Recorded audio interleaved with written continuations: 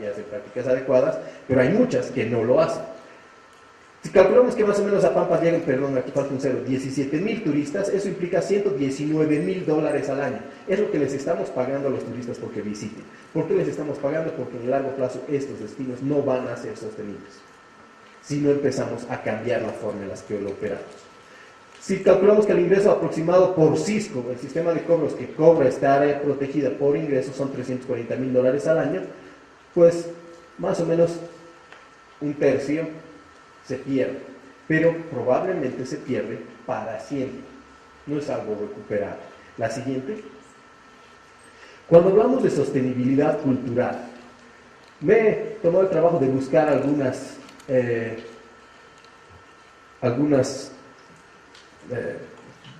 periódicos antiguos, y aquí dice: Bolivia, nuevo destino sexual. Se promueve turismo sexual en La Paz. Los precios bajos y las drogas atraen a algunos turistas. Pues eso ha salido en nuestros periódicos. Podemos desentendernos y decir que eso no está sucediendo, pero sería simplemente taparnos los ojos a una realidad que está todo el tiempo aquí. Hemos oído de los tours que habían a San Pedro, a la cárcel de San Pedro, para comprar droga, pero ¿cuánta gente llega a nuestro país para ver estas cosas? Esto está mezclado con la desaparición de todas las personas que tenemos todos los días. Probablemente desaparecen más personas aquí que en la peor época del terrorismo en Colombia, y no decimos nada. Este proceso hace que haya una descomposición social. Somos uno de los países con mayor producción de cocaína. ¿Han visto lo que ha pasado con el Chapo Guzmán la semana pasada, no? La frase de la semana pasada era: siempre hay una salida, ¿no es cierto? Pues, ¿de dónde sale la plata para pagar este super túnel? De la droga que él vende. ¿De dónde sale esa droga? ¿De dónde sale la cocaína? La cocaína no se produce en México, se produce en Colombia, en Perú y en Bolivia. No en Ecuador, no en el Brasil, no, sale de estos tres países. Entonces, si sale de esos tres países, está descomponiendo nuestra sociedad y está descomponiendo nuestro turismo. No sé cuántos de ustedes quieren poner una empresa de turismo de narcóticos, ¿no? La verdad es que yo me alejaría de esa empresa. Pero eso es algo que está sucediendo. Esos son los retos que tenemos. Y por otro lado, en el ámbito sociocultural, tenemos 15 de 36 pueblos indígenas están en peligro. Pueblos indígenas en extinción y el Estado plurinacional. Estos son yo no me he inventado, estas son cosas que salen en el periódico. Ahí están las fuentes y aquí pueden comprobar en qué momento han salido. Solamente he hecho una búsqueda en internet.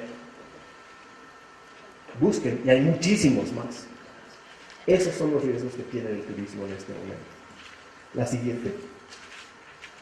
Hace algún tiempo hay un instituto que trabaja en todo el mundo que se llama el Instituto Living Tongues, Lenguas Vivas.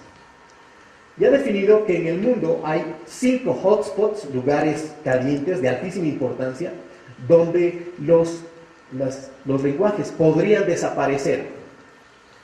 Pues hay uno en Norteamérica, hay en el Asia, etc. El hotspot más importante está en Sudamérica y está dividido en 2 áreas. La parte sur de Colombia, una partecita de Ecuador, Perú y una partecita de Brasil, y el norte de Bolivia y su área de influencia. Estamos hablando de Beni, Pando y norte de La Paz. ¿Sí? En este hotspot, que está Ecuador, Colombia, Perú, Brasil y Bolivia, hay 113 lenguajes diferentes, que vienen de 45 unidades genéticas, es decir, ustedes saben que han habido migraciones humanas, y de ahí, si yo hablaba, un idioma va cambiando y se va volviendo un lenguaje diferente, ¿cierto? Entonces, de estos 45 surgieron 113. De este hotspot, donde hay 8 lenguas que están en peligro de desaparecer, 4 están en Bolivia: el Cayubaba, el Chipaya, el Leco, que está por Apolo, y el Ocaina. Pero ya no aparece este señor. Este señor lo conocí en Pimenteiras, en el Brasil. Eso está en el área de influencia del Parque Noel Kemp Mercado. El área donde él vivía estaba en el Noel Kemp Mercado, pero fue desplazado por migraciones por diferentes motivos económicos y ahora vive en el Brasil, o bueno, vivía en el Brasil hace un par de años atrás. Y él se dedica a vender estos remos tradicionales y escobas hechas de palma. Es su única fuente de ingresos en una economía que demanda muchísimo más que eso. Ya no tiene territorio y él y su esposa son los últimos guarazogué que había. Con ellos probablemente ya han muerto y ha desaparecido ese lenguaje. Y con su lenguaje ha desaparecido toda esa cosmovisión, toda esa cultura, todas esas tradiciones. Ya no existen. Entonces, ya no está en esta lista. La siguiente, por favor. Cuando hablamos de la sostenibilidad social, ¿qué es lo que deberíamos buscar? Primero, una valorización cultural. ¿Cómo hacemos para que estos tejidos encuentren un canal de mercado? ¿Cómo podemos hacer para que encuentren un valor en el mercado actual que tenemos? ¿Cómo podemos hacer para que las culturas y las tradiciones de este señor en la Isla del Sol puedan tener un valor de mercado?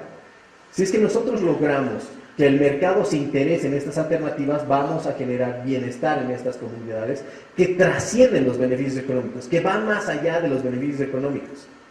Porque el beneficio económico es importante, todos necesitamos plata para vivir. Sin embargo, hay otras formas de beneficios: tener agua en la comunidad, tener educación y no tener que mandar a tu hijo a 8 horas de tu comunidad para que vaya a la escuela secundaria. Imagínense mandar a un chiquito de 12 años a la escuela secundaria 8 horas de tu casa. Es como mandarlo a vivir a Miami a los 12 años. Y estoy hablando de una persona que vive en San José de Chupiamonas y que tiene que mandarlo a Rurrenabaque. Parece muy cerca, pero la distancia en tiempo es como irte a vivir a Miami, donde en ese pueblo hay tráfico sexual, hay narcotráfico. ¿Quién lo va a controlar? Si puedo tenerlo en mi casa, que es lo que ha hecho Chalalani con sus ingresos, ha pagado una escuela secundaria, ha mejorado la calidad de vida de esa familia, y me imagino el nivel de estrés de los padres, porque implicaba que alguien de la familia se tenga que ir con él, no puedes mandarlo solo. Y aquí viene el bienestar. Tanto se habla del summa camaña, no sé si se escribe así, espero que sí, pero creo que parte de eso, no solamente son beneficios económicos, sino este tipo de beneficios que son adicionales. También implica una participación real de las empresas en la competencia que tenemos en el mundo.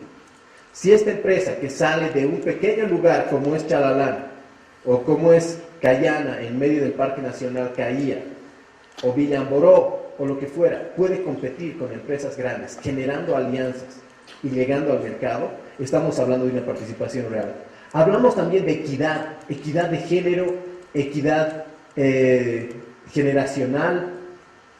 Hablamos de participación de otras maneras y hablamos de un empoderamiento. Ahora se habla mucho del turismo comunitario en nuestro país, pero eso no es fruto de una política del gobierno solamente. Eso es una demanda que ha salido de las comunidades que están trabajando en estos temas desde hace 20 años en Bolivia. La siguiente. Lo ambiental, lo insostenible. Se me está acabando el tiempo. Cuando tenemos que agarrar caimanes para ganar un tip, una propina, cuando cazamos o cuando el guía promueve la cacería. Estas fotos son de Rurrenabaque, de guías de actividades turísticas reales, o cuando estamos poniendo en riesgo a nuestros turistas para tener una propina un poco más alta, o cuando cada uno de los autos en el Salar de Uyuni va haciendo su propio camino, perdón, el Salar de Uyuni, esto es en el desierto del Siloli, vamos haciendo cada uno de nuestros caminos, destruyendo nuestro paisaje, estamos haciendo que ese turismo no sea sostenible. También he utilizado 2 fuentes del periódico cuando decimos que 17 comunidades que viven en el Madidi y Pilón Lajas rechazan la represa del Bala. Ustedes saben que el gobierno quiere hacer una represa en el estrecho del Bala, la puerta del Madidi. Eso implicaría la inundación de más o menos unas 500.000 hectáreas y mover a 17 comunidades, entre ellas los emprendimientos comunitarios más importantes que tenemos en Bolivia en este momento. Eso es un impacto y hace que el turismo no sea sostenible. O cuando queremos explotar hidrocarburos, esto es de ayer, Bolivia buscará hidrocarburos con mucha fuerza en 7 parques naturales. Uno de ellos es el Madidi, y casi todos los otros donde se promueve esta actividad de hidrocarburos son áreas con gran presencia de turismo y lastimosamente de hidrocarburos. La siguiente. Entonces, ¿qué es sostenible ambientalmente? Normas que reducen el impacto. Si nosotros ponemos a los turistas a nadar con estas alondras o con estos delfines, probablemente eso en el largo plazo no sea sostenible.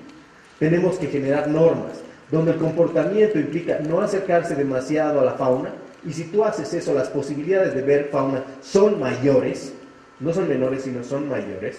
Esto en el Parque Caía, fíjense lo cerca que están de un zorro. Esto es en Pampas del Yacuma, que está muy cerca del delfín. Esto es este fin de semana.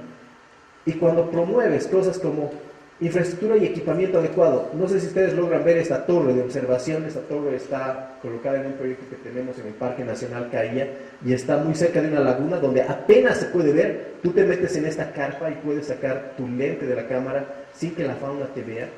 Entonces la afectación que tienes es mínima. La madera que se ha utilizado son campamentos abandonados que había en la construcción de un camino que hemos reciclado. Entonces estás hablando de reducir ese impacto y además hacerlo adecuado. Necesitamos hacer grandes albergues. Muchas veces el ecoturista se centra en hagamos albergue y ellos vendrán, ¿no es cierto? Como si un profeta hubiera venido a decir que eso iba a funcionar, y no siempre la infraestructura, más bien en el menor de los casos la infraestructura es lo más importante. Lo importante es cómo esa infraestructura satisface las necesidades.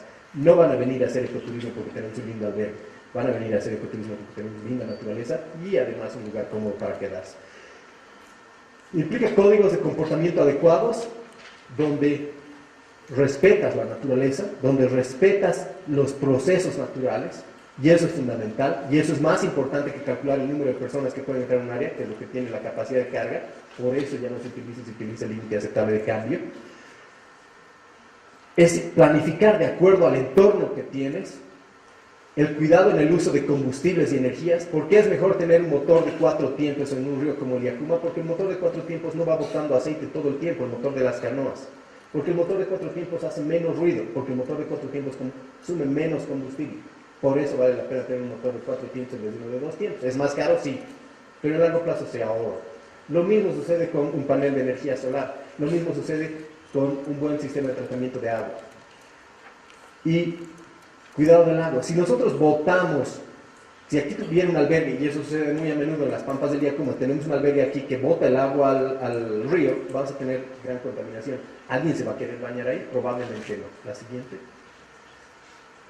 Estamos hablando, y esto se me ha movido por alguna razón, que Bolivia está en el 5º lugar en aves, en el 4º lugar en primates, en el 7º lugar en mamíferos, y en el 7º lugar en número de especies de mariposas que tenemos. Esa es la riqueza natural que tenemos. No son solamente los hidrocarburos y la minería. No son los hidrocarburos a menos de $60 el barril como se está yendo. No son los minerales que han tenido una caída del oro la semana pasada de más o menos 1/3 de su valor. Probablemente en ese mismo momento estas cosas se han valorizado, valen más, tienen más valor. La siguiente. Aprovechamos, tenemos 36 grupos étnicos, 22 áreas protegidas nacionales, 23 áreas protegidas departamentales, 78 municipales, 23 millones de hectáreas bajo algún tipo de protección. La siguiente. Pasa a la siguiente. Tenemos un mercado de más o menos 80% que son Foreign Independent Travelers, viajeros independientes, viajeros que no viajan de manera organizada, y que tenemos que saber cómo llegar a ellos. Tenemos que saber cómo venderles nuestros productos, tenemos que saber cómo atraerlos, porque están en el Perú con ganas de venir a Bolivia. Muchos de ellos son israelitas que ya necesitan una visa y ya les da flojera. Uno de los mercados con mayor capacidad de gasto hasta hace unos años era el americano, el segundo era el boliviano. Ya no están viniendo muchos americanos.